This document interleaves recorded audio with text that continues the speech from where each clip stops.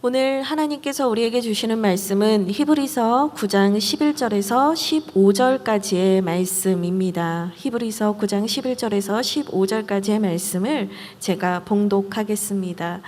그리스도께서는 장래 좋은 일의 대제사장으로 오사 손으로 짓지 아니한 것 곧 이 창조에 속하지 아니한 더 크고 온전한 장막으로 말미암아 염소와 송아지의 피로 하지 아니하고 오직 자기의 피로 영원한 속죄를 이루사 단번에 성소에 들어가셨느니라. 염소와 황소의 피와 및 암송아지의 죄를 부정한 자에게 뿌려 그 육체를 정결하게 하여 거룩하게 하거든 하물며 영원하신 성령으로 말미암아 흠없는 자기를 하나님께 드린 그리스도의 피가 어찌 너희 양심을 죽은 행실에서 깨끗하게 하고 살아계신 하나님을 섬기지 못하게 하겠느냐. 이로 말미암아 그는 새 언약의 중보자시니 이는 첫 언약 때 범한 죄에서 속량하려고 주구사 부르심을 입은 자로 하여금 영원한 기업의 약속을 얻게 하려 하심이라. 아멘. 이것은 하나님의 말씀입니다. 네, 여러분 반갑습니다. 잘 지내고 계시죠? 이제 못 본 지가 거의 한 달이 되어가는 것 같아요. 그래서 참 많이 그립고 보고 싶습니다. 8월 중에는 꼭 현장 예배가 재개가 돼서요, 우리가 얼굴과 얼굴을 마주하고 또 함께 찬양하고 하나님의 말씀을 나눌 수 있다면 참 좋겠다. 그 소망함으로 목회자들은 기도하고 있고요. 또 예배에 섬기는 모든 이들이 한 마음으로 기도하고 있습니다. 여러분 그때를 좀 기다리면서 오늘 이 자리에서, 저마다의 자리에서 오늘 마음 다한 예배를 드리기를 원합니다. 네, 오늘은 히브리서, 우리 예배 회복 시리즈 설교를 계속 해나가고 있는데요. 오늘은 9장의 말씀을 다루려고 합니다. 제가 얼마 전에 뉴스를 하나 봤어요. 이 뉴스가 어떤 기사였냐면 그 특수 소재가 개발이 됐다는 거예요. 그래서 이 특수 소재가 어떤 거냐면 망토 같은 건데, 천인데 그걸 이제 사람이 딱 덮으면 이 사람이 이제 없는 것처럼 보이는 거예요. 이 투명 망토 뭐 이런 거죠.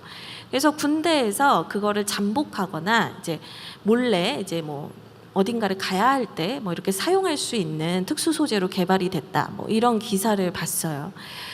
제가 이걸 보면서 무슨 생각을 했냐면 참 시대가 너무 좋아졌다 이 생각이 들더라고요.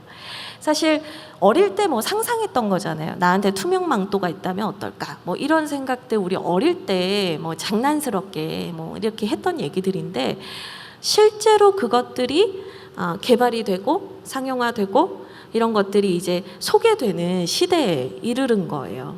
뭐 과학이 뭐 날로 정말 빠른 속도로 발전하는 것 같습니다.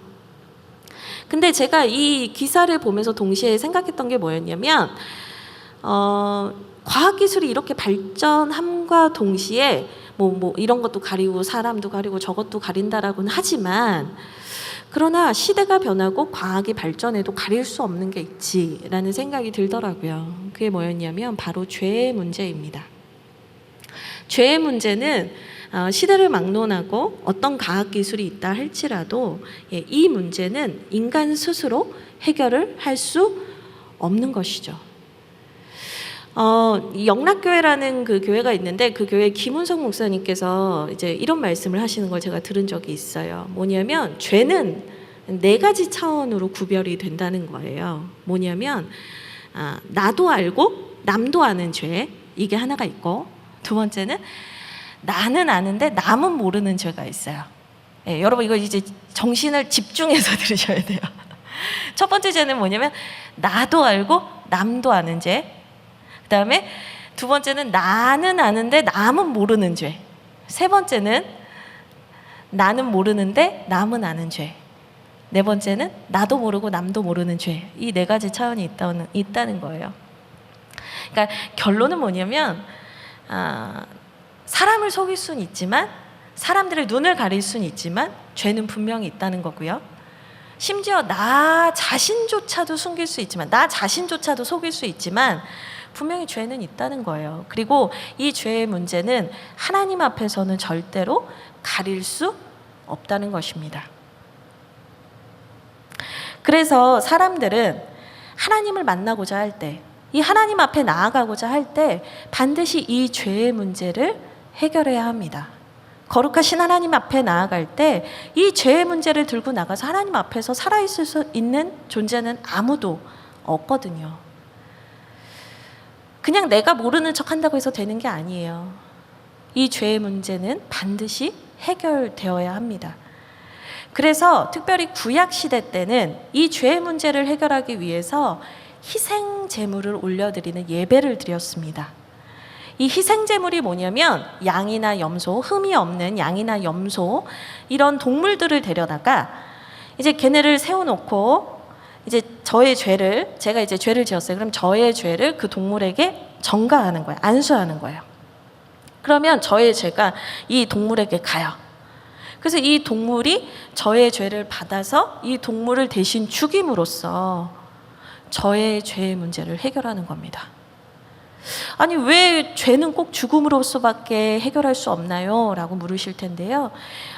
여러분 죄의 삭은 로마서 6장 23절을 보면 죄의 삭은 사망이다라고 얘기를 했어요.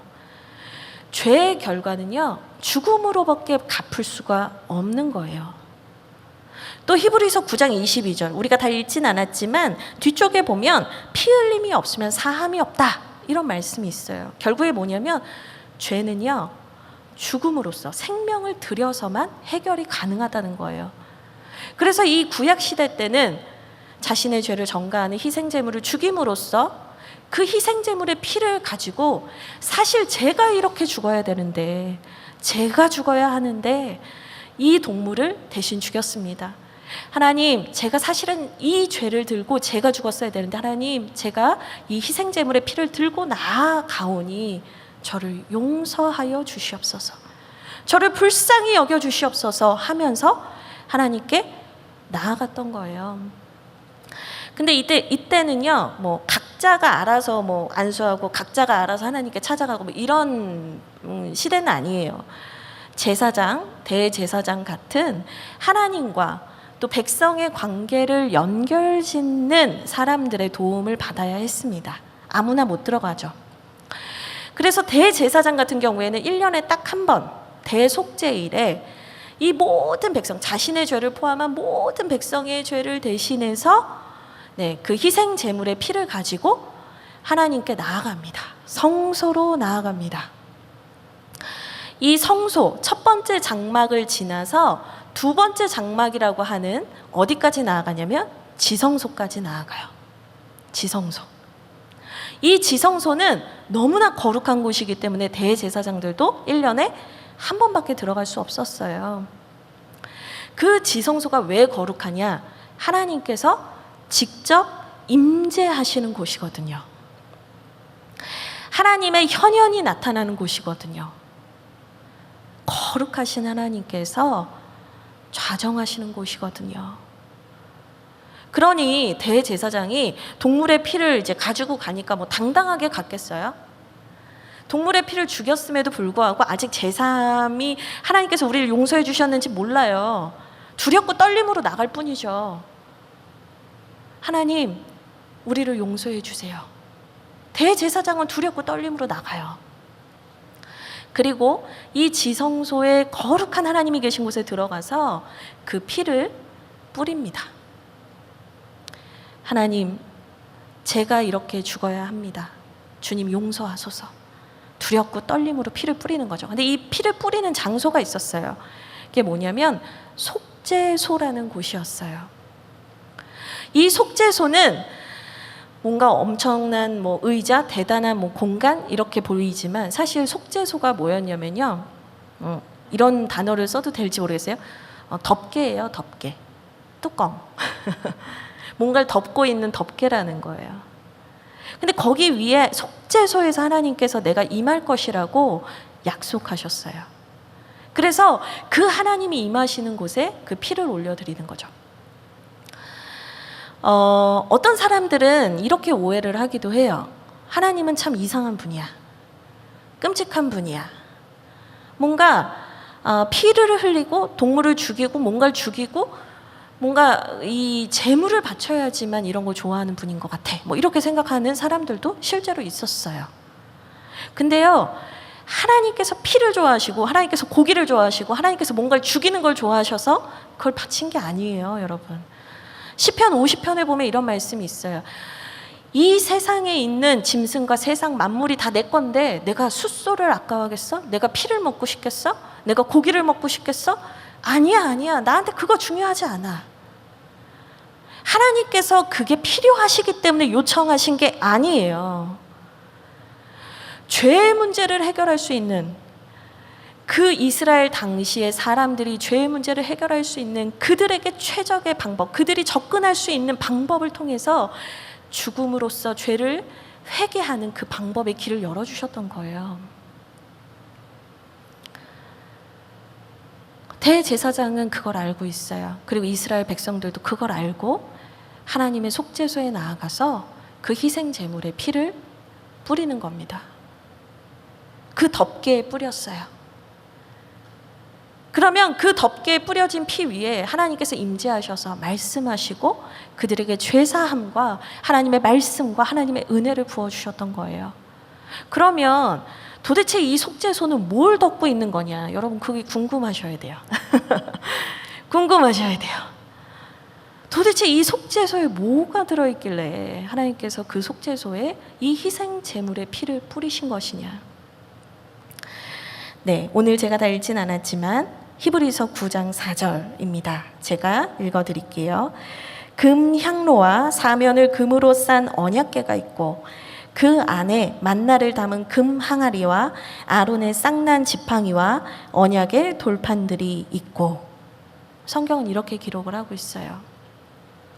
그러니까 속죄소가 덮개인데 뭘 덮는 덮개냐?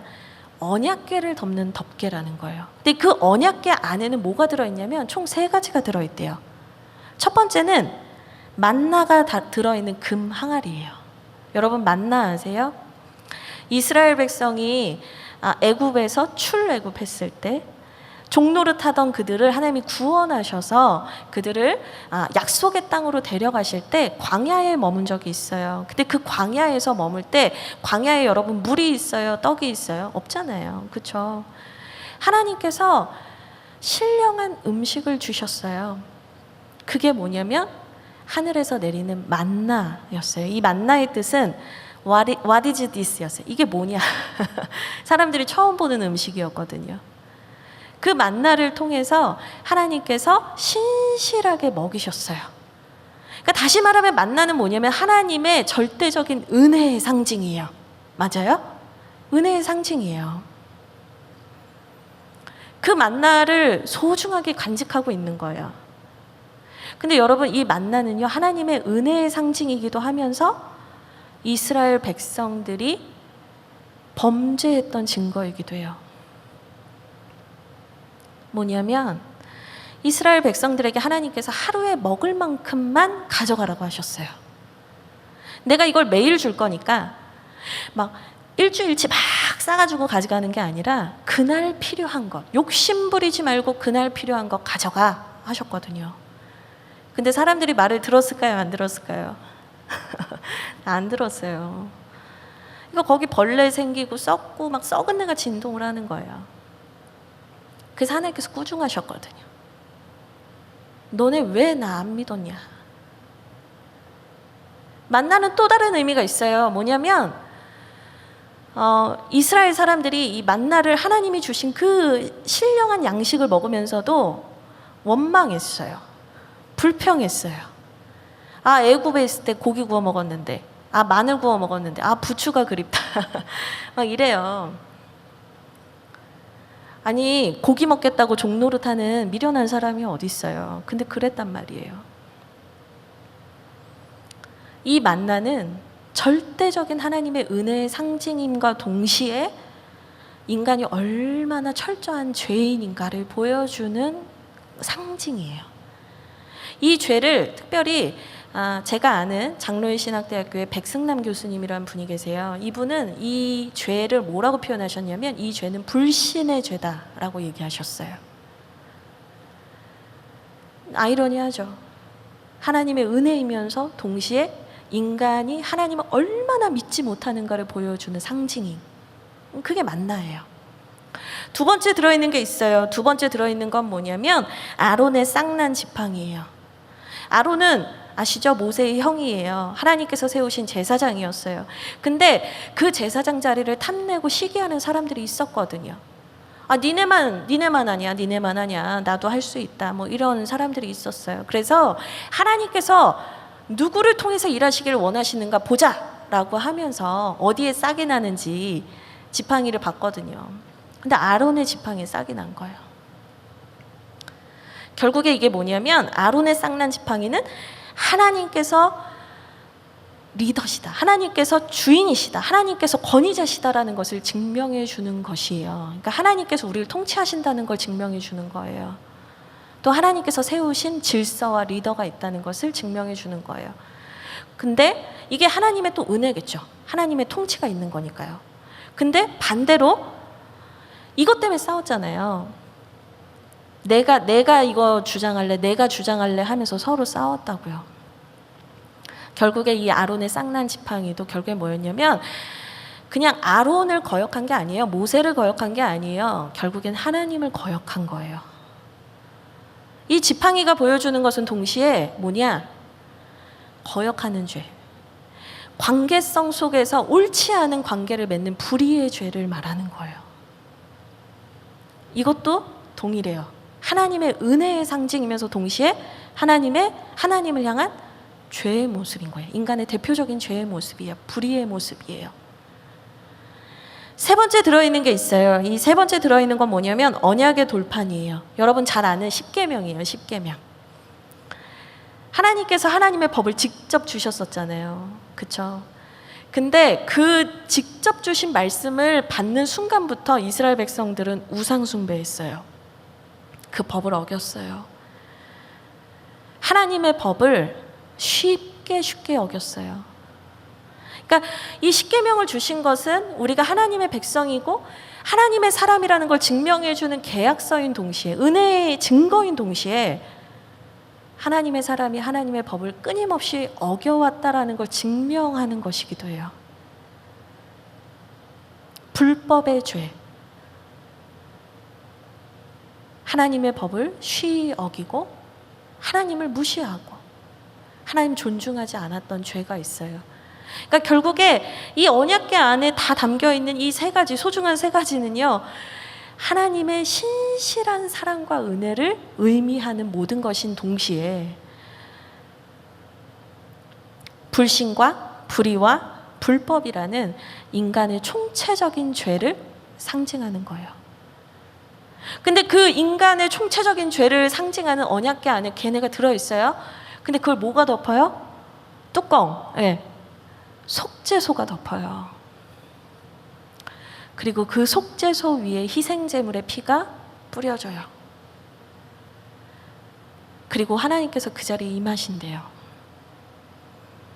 여러분, 이게 의미하는 게 뭐냐면 하나님께서 인간의 모든 본질적인 죄, 총합의 죄, 아주 본질적이고 실존적인 더러운 모든 죄를 품으셨다는 거예요.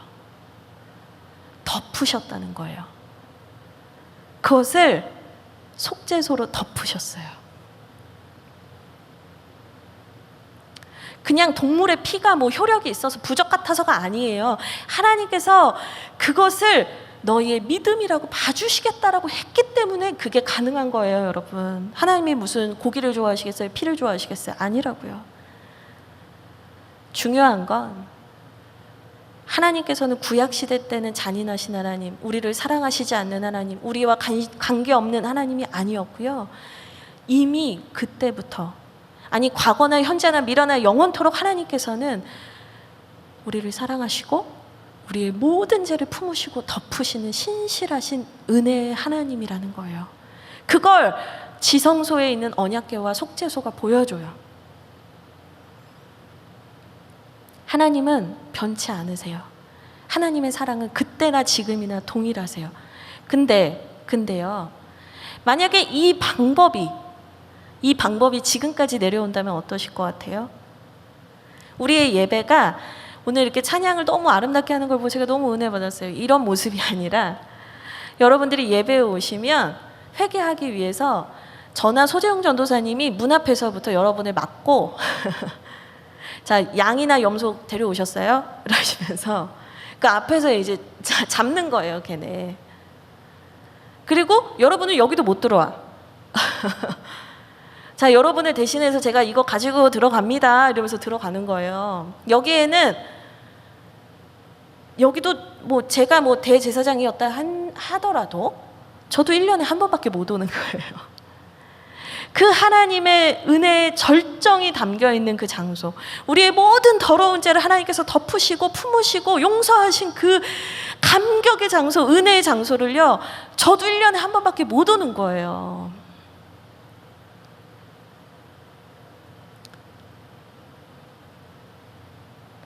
하나님께서 구약의 방법은 잘못된 것, 나쁜 것이어서가 아니라 이미 그 안에도 하나님의 은혜는 상징적으로 다 담겨 있지만 하나님께서 더 많은 사람을 구원하기 원하셨어요. 하나님께서 더 좋은 걸 주길 원하셨어요. 여러분 생각해 보세요. 만나, 지팡이, 이 뭐예요 또? 그죠? 뭐죠? 돌판. 이거 보면은요, 얼마나 화나요. 아, 이것들 배은망덕해. 하나님 그러실 수 있지 않아요? 아, 이것들은 줘도 뭐라 그러고 불평하고 감사할 줄도 모르고, 아휴, 내가 그렇게 사랑을 줘도 바뀔지를 몰라. 그 언약궤 안에 있는 그 물건들이 우리의 얼마나 처절한 비참한 실존을 보여주냐고요. 우리를 위해서 우리에게 모든 것을 주시는 하나님도 사랑하지 못하는 더러운 죄인이에요, 우리가.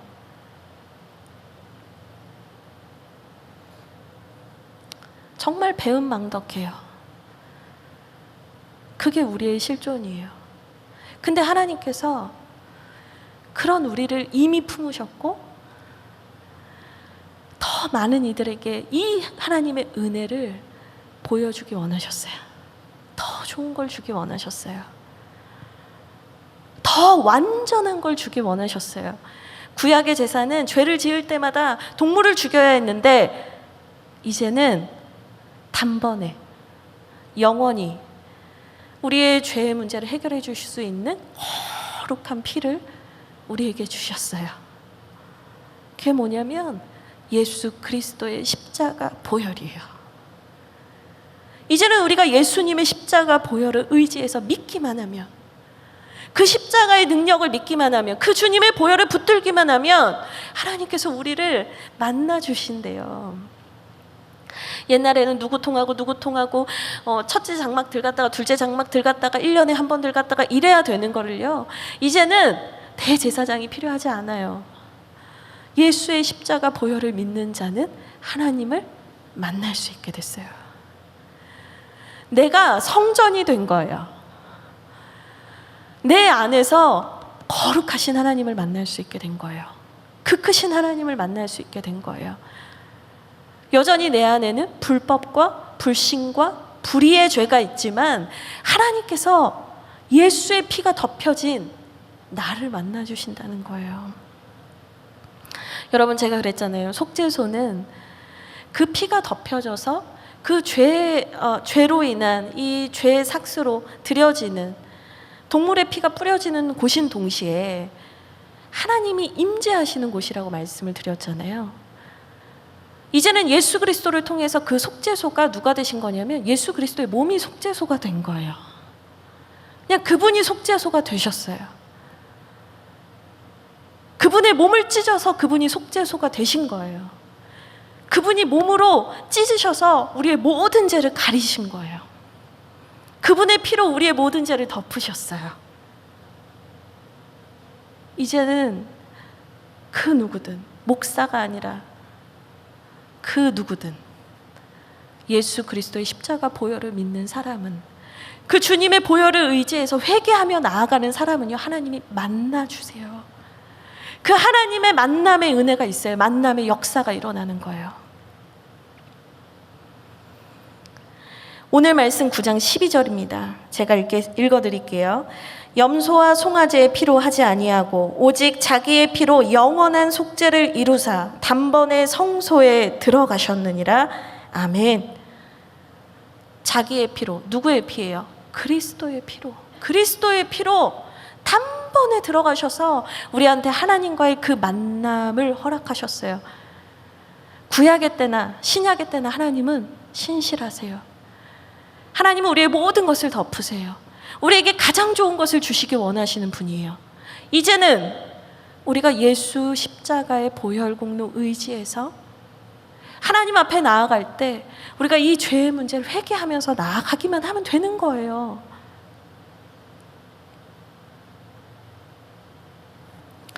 여러분, 근데 우리가 예수님의 십자가 보혈을 소중히 여기지 않아요. 왜냐하면 눈에 보이지 않거든요. 그냥 믿으면 된다고 하거든요. 근데 만약에 여러분이 구약시대 때 계셨던 분들이라고 생각해 보세요. 여러분, 희생제사를 드리면서 저는 이런 생각을 해봤어요. 왜, 아니 꼭 하나님이 그 동물의 피나 고기 뭐 이런 거 원하시는 게 아닌데 왜 굳이 희생제물을 죽이면서 이걸 하게 하셨을까 생각해 보면, 물론 죄의 삭시 사망이기 때문에 생명으로서 그걸 해결해야 되는 문제도 있지만요, 여러분, 하나님께서 그걸 시각적으로 가시적으로 나 대신, 아무리 동물일지라도 나 대신 어떤 한 생명체가 죽는 것을 보는 것은 무서운 일이에요. 끔찍한 일이에요. 내가 죽어야 되는데 얘가 죽는 걸 보는 거는 무서운 일이라고요. 근데 그걸 시각적으로 보여주신 이유가 있어요. 그게 뭐냐면 죄의 엄중함을 알려주시기 위함인 거예요. 죄의 무거움을 알려주시려는 거예요. 여러분, 죄의 엄중함, 죄가 이렇게 끔찍한 거야. 죄가 이렇게 무서운 거야. 죄가 이렇게 미운 거야. 이걸 느껴보지 않은 사람은, 그 무거움을 알지 못하는 사람은요, 예수님께서 나를 위해서 몸을 찢으셔서 피를 흘리셨다는 게 뭔 은혜냐 이럴 수밖에 없는 거예요. 그 죄의 무게, 죄의 엄중함을 알기 시작할 때 나를 대신하여서 죽으신 예수 그리스도, 유월절 어린 양 대신 예수 그리스도의 그 은혜가 말할 수 없는 감격으로 다가오기 시작해요. 속죄소처럼 십자가에 달리신 예수님께서 피를 흘리시는 모습이, 어떤 사람은 막 못 보겠다고, 패션 오브 크라이스트 같은 영화 보면 전 사실 막 못 박을 때 잘 못 봐요.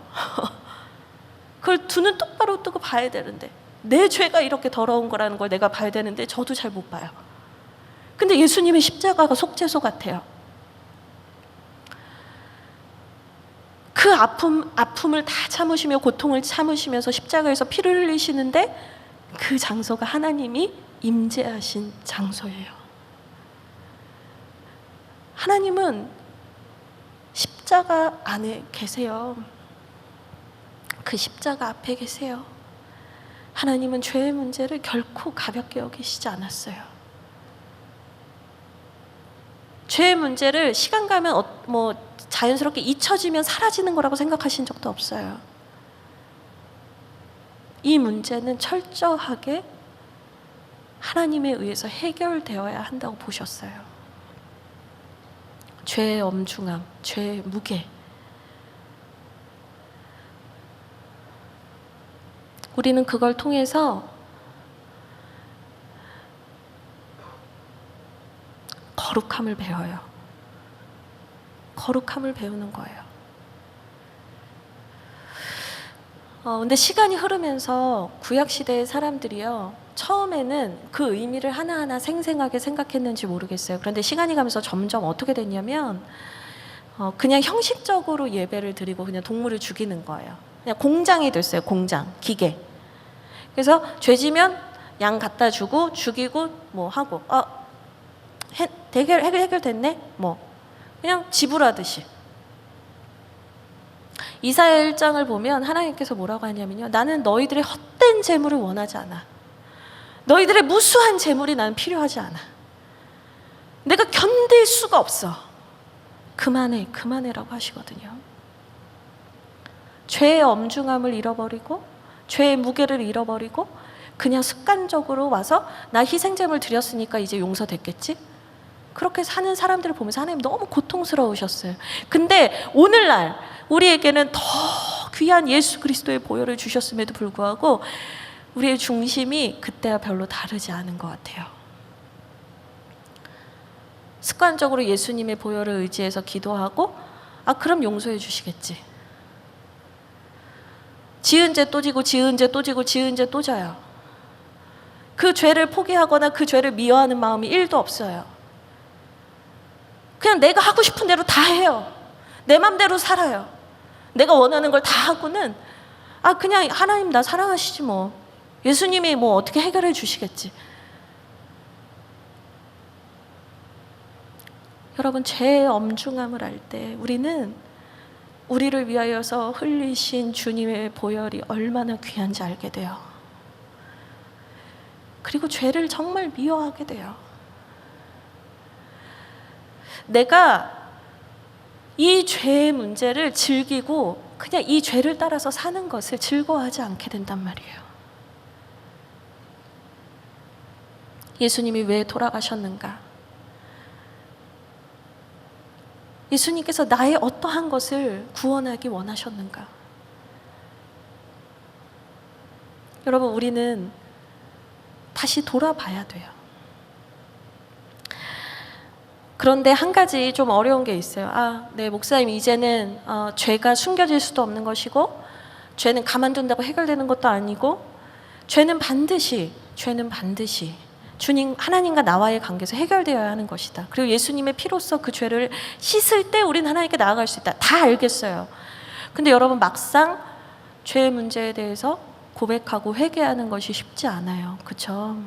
그게 쉽지 않아요. 특히나 이 죄는요, 그냥 죄로서 있는 것이 아니라 우리의 상처와 우리의 자기 연민과 자기애와 우리의 경험과 우리의 느낌과 다 뒤엉켜요. 그래서 이 죄를 정직하게 인정하면서 하나님 앞에 나아가는 게 너무나 힘든 시대 같아요. 왜냐하면 그게 단순히 죄가 아니라 나도 억울한 게 있거든요. 나도 속상한 게 있거든. 나도 답답한 게 있거든. 우리 이러는 거예요, 자꾸. 제가 사진을 하나 준비했는데 그 사진 하나 보여주실 수 있을까요? 네. 제가 사실 이 영상을 보여드리고 싶었어요. 근데 이제 저작권 때문에 제가 그냥 사진만 캡처를 해왔는데, 여러분, 이게 도대체 이게 뭐야? 뭐 이불인가? 막 이러실 거예요. 근데 이게 뭐냐면 양이에요, 양. 이 양이 5년 동안 이제 혼자 뛰쳐나가가지고 살다가 이 털을 아무도 깎아주는 사람이 없으니까 점점 이 털이 거대해지기 시작한 거예요. 주인 없이 5년 동안 방치되어서 살다 보니까 이 털이 뭐 잘려져 1년마다 이제 깎아줘야 된다고 하잖아요. 근데 깎아지지도 않고 점점 이 무게는 더해지는데 거기에다가 뭐 비바람 치고 흙탕물 묻고 하면서 이게 막 다 엉기고 막 하면서 털이 완전 돌처럼 굳어버린 거예요. 그래서 이 무게가 무려 몇 킬로였냐면 35킬로였대요. 이 털을 깎는데 그 구조한 사람들이 털을 깎는데 거의 뭐 이불을 들고 가요. 성인만한. 그 35kg를 이 양이 짊어지고 살았다고 생각해봐요. 5년을. 얼마나 힘들었겠어요. 얼마나 고통스럽고 얼마나 무거웠겠어요. 그래서 얘가 걷지도 못했고요. 영양실조 상태였대요. 앞도 못 봐요. 뭐 그냥 죽지 못해 숨만 쉬고 있는 상태였던 거예요. 이 양을 이 털이 짓누르고 있었던 거예요. 제가 이 사진을 보면서, 이 영상을 보면서 죄가 이렇다라는 생각이 들었어요. 우리가 알아요. 예수님이 나를 위해서 죽으셨고 예수님의 그 보혈만이 내 죄를 씻어주신다라는 거 우리가 알아요. 근데 우리가 죄에 대해서 민감하지 못하고 둔감해져 버리고 이 죄의 문제를 우리가 온전히 해결하지 못하고 회개하지 못하는 이유 뭐냐? 방치된 죄. 내 상처와 연민과 이 죄가 다 들러붙어서 엉겨서 그게 딱딱해지고 굳어지고 나한테 오히려 이제는 나를 압도하는 무게가 돼버린 거예요. 못 건드는 거예요. 나도 못 건드는 거예요.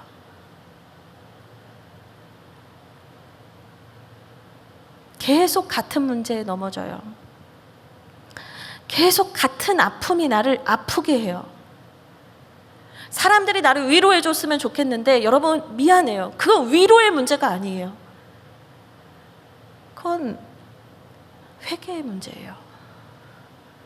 우리가 회개하기 시작할 때, 하나님께서 예비하신 정말 더 좋은 것들을 우리가 누리기 시작할 때 우린 진짜 자유를 느끼고 기쁨을 느끼게 돼요. 새 삶을 살게 돼요. 성령께서 우리에게 주시는 기쁨을 누리게 돼요.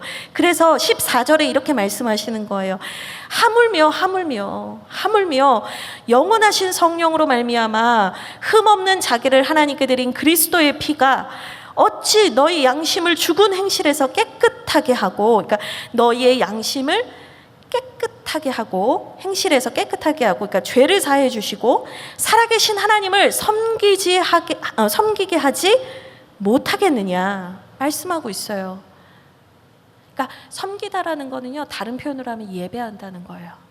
다시 말해, 이 죄의 문제가 완벽하게 해결돼서 그 하나님을 만나는 그 예배의 자리가 다시 뜨거워지고, 그 하나님과의 친밀한 관계가 회복이 되고, 그 하나님과의 관계로 말미암아 내 안에 새로운 삶의 희망과 꿈들이 막 넘쳐나기 시작한다는 거예요. 중요한 게 있어요. 시작은 죄의 문제를 해결하는 거예요.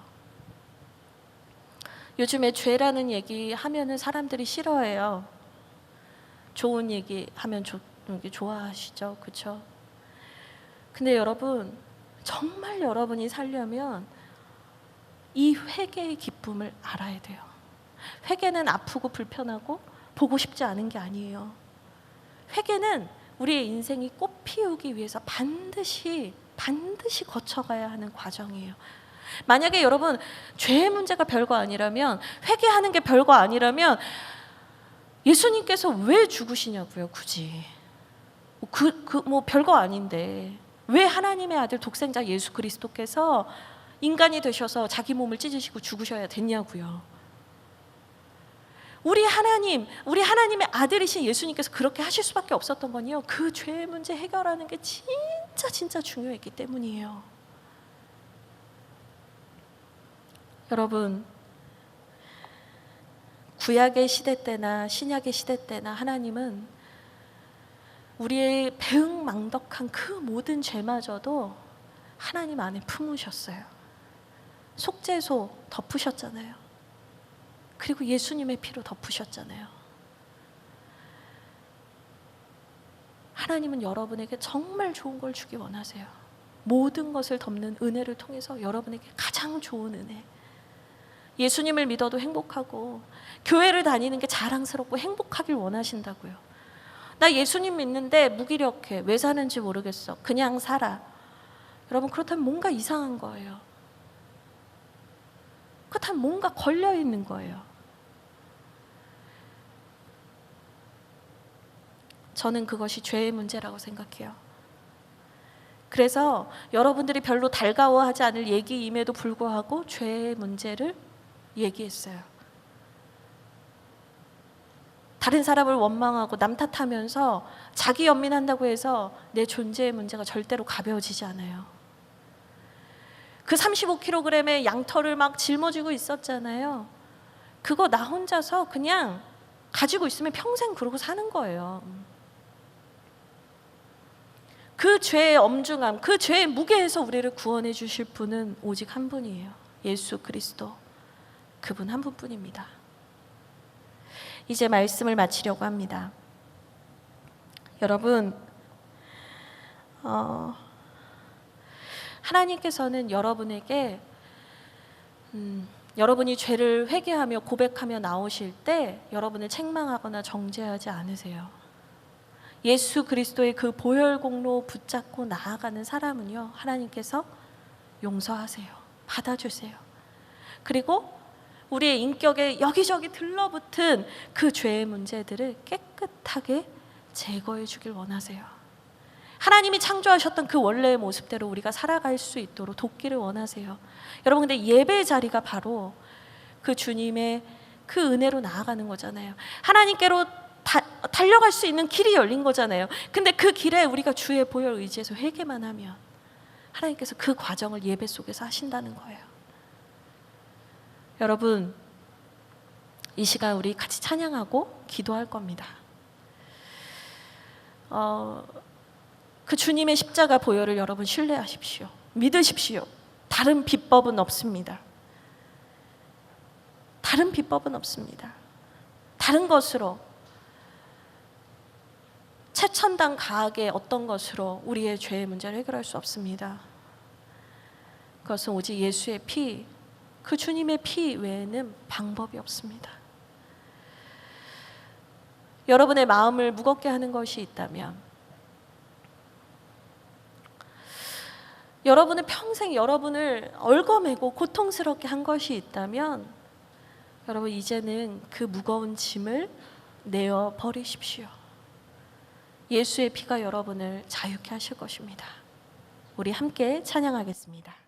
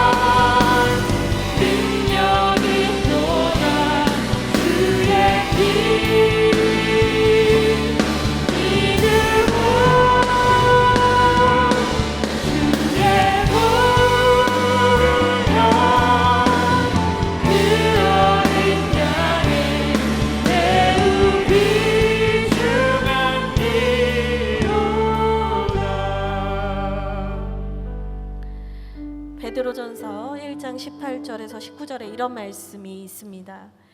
너희가 알거니와 너희 조상이 물려준 헛된 행실에서 대속함을 받은 것은 은이나 금같이 없어질 것으로 된 것이 아니요 오직 흠없고 점없는 어린 양 같은 그리스도의 보배로운 피로 된 것이니라. 또한 요한일서 1장 7절에도 이런 말씀이 있습니다. 그가 빛 가운데 계신 것 같이 우리도 빛 가운데 행하면 우리가 서로 사귐이 있고 그 아들 예수의 피가 우리를 모든 죄에서 깨끗하게 하실 것이요. 에베소서 1장 7절에도 이런 말씀이 있습니다. 우리는 그리스도 안에서 그의 은혜의 풍성함을 따라 그의 피로 말미암아 속량 곧 죄사함을 받았느니라. 아멘. 여러분, 성경은 말합니다. 예수의 보혈을 붙잡으라고 말합니다. 그 예수의 보혈 붙잡고 내 죄를 회개할 때 주께서 깨끗하게 하실 것입니다. 하나님께서 역사하실 것입니다. 여러분에게 새 마음을 주실 것입니다. 여러분의 새 일을 행하실 것입니다. 여러분을 통하여서 하나님의 영광을 보여주실 것입니다. 죄의 문제를 털어버리고 지금 성령님께서 여러분에게 생각나게 하시는 그 죄의 문제, 여러분의 입술을 여셔서 고백하시고 회개하십시오. 주의 보혈로 덮어주시옵소서. 주의 보혈로 깨끗하게 하여 주시옵소서. 하나님 저를 깨끗하게 하여 주시옵소서. 우리 이 시간 주여 한번 부르고 기도하겠습니다. 기도합니다. 주여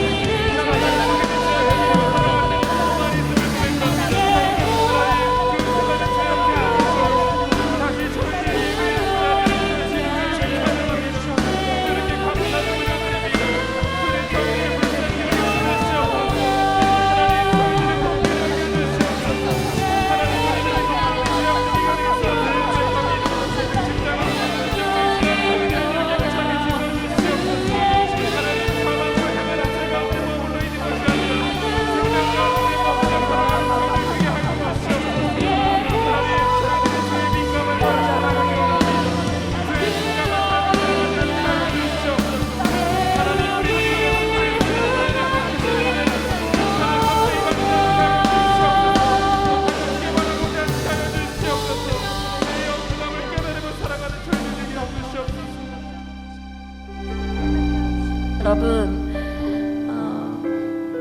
제가 아까 이사야서의 말씀을 드렸어요.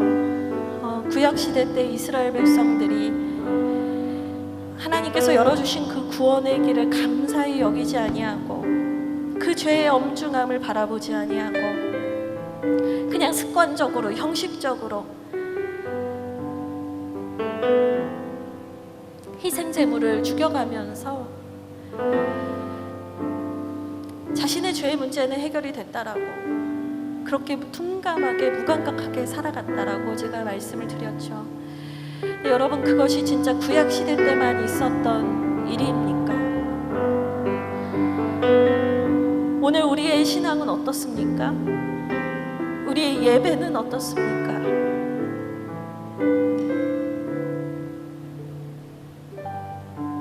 하나님 앞에 나아갈 자격이 하나도 없는 나를 그 주님께서 불쌍히 여기셔서 그 구원을 베푸시고 우리에게 하나님을 만날 수 있는 그 살아계신 하나님을 만날 수 있는 은혜를 주셨음에도 여러분, 우리가 그것을 형식적으로 여기지 않았습니까? 가벼이 여기지 않았습니까? 우리가 예배드리는 장소가 집이든 어디든 그 무엇이든 간에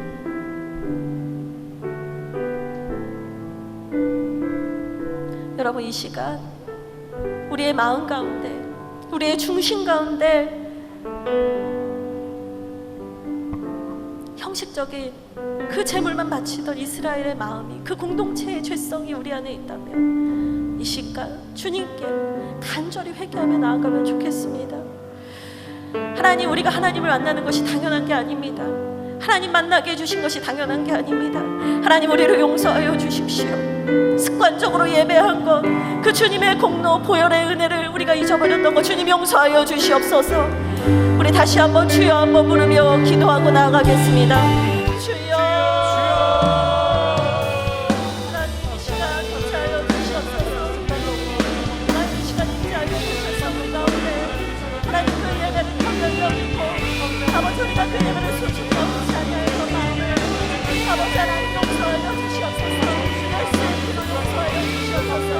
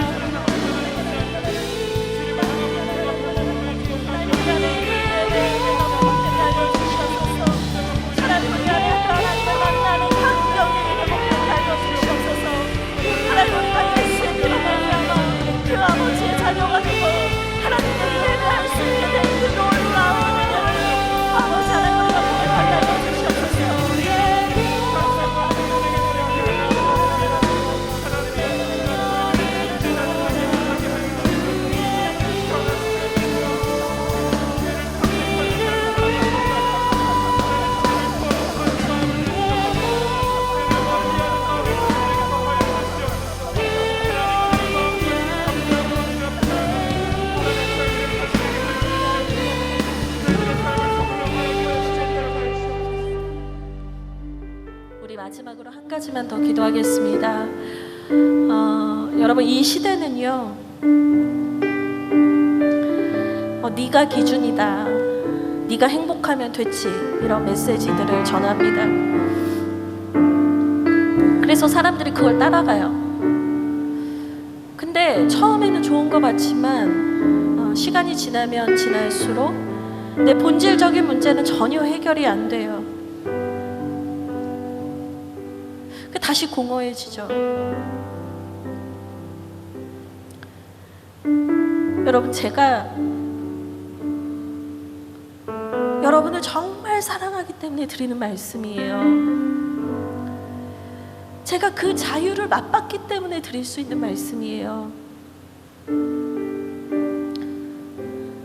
자기 연민과 자기 애에서 나오셔서 나 중심적인 신앙을 붙잡고 그냥 나 중심대로 살라고 말하는 그 사람들의 그 시대의 목소리에서 벗어나셔서 여러분, 성령님께 여쭈어보세요. 하나님, 제가 회개해야 될 것이 무엇입니까? 여러분 안에 있는 깊은 불신, 불의, 불법 무엇입니까? 주님께서 이 시간 말씀하십니다. 내가 그것을 덮을 것이다. 고백해라. 십자가 밑에 내려놔라. 주님 말씀하십니다. 마지막으로 기도할 때에는 우리 잠잠히 기도할게요. 그러나 여러분이 계신 곳에서 여러분의 입술을 여셔서 여러분이 또박또박 하나님 앞에 고백하십시오. 작은 목소리라도. 이 시간 우리 같이 기도하겠습니다. 주님, 하나님, 우리를 불쌍히 여겨주시옵소서. 하나님, 세상은 말합니다. 네가 원하는 대로 살라고 말합니다. 네가 하고 싶은 것을 하면서 살라고 말합니다. 그냥 네 기분이 좋은 것을 하며 살라고 말합니다. 하나님, 그러나 그것이 나를 좋게 하는 것이 아니라, 나를 회복하는 것이 아니라, 나에게 기쁨이 되는 것이 아니라, 나에게 행복이 되는 것이 아니라 내 인생을 망하게 하는 것이며 하나님께서부터 더 멀리 떨어지게 하는 것임을 고백합니다. 하나님, 이 시간 우리 청년들이 이 시간 성령님의 임재 속에서, 그 성령님의 조명하심 속에서 하나님 자신이 숙연한 것, 혹은 묻혀난 것, 덮어놨던 그 모든 죄를 들고 나아갑니다. 주님, 용서하여 주시옵소서. 예수의 피로 용서하여 주시옵소서. 모든 불법과 모든 불의와 모든 불신의 아버지 그 더러운 모든 죄를 예수의 피로 씻어주시옵소서.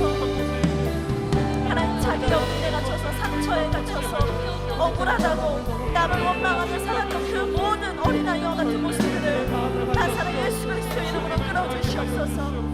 이제는 나를 위하여서 주신 예수 그리스도를 위하여서 사는, 이제는 내가 나를 위하여서 사는 것이 아니라 예수를 위하여 살 수 있는 아버지 그 어른의 신앙, 성숙한 신앙, 아버지 그 깊은 신앙으로 하나님 나아가게 하여 주시옵소서.